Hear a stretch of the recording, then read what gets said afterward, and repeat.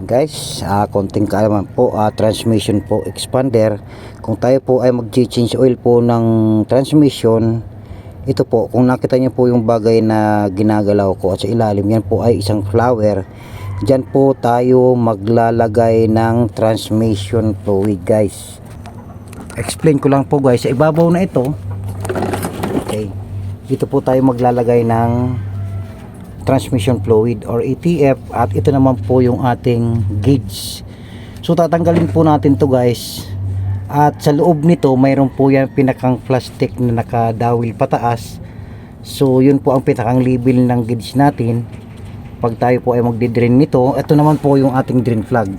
Sa transmission po yan tayo, guys, ang pinag-uusapan natin. So kailangan po naka-open lang ito, guys, kasi dyan po natin masusukat kung ang ating fluid ay okay na o eksakto na nga ba kung tayo mag-change oil ng transmission. So sa atin po kasi, guys, mayroon tayong ginawa mga ngayon sa ngayon ay itong kanyang engine, change oil din po natin.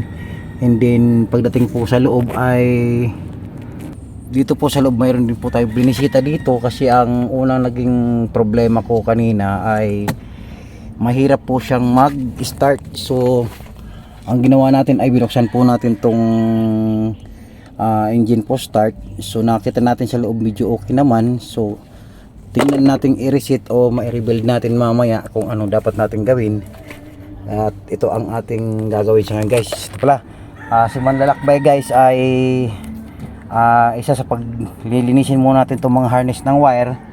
And then pagkatapos nating magawa yan, titingnan natin yung push start mamaya at i-reset natin kung kaya. After na makuha natin to, guys, so solve na tayo, yung transmission na lang ang ihuhuli natin.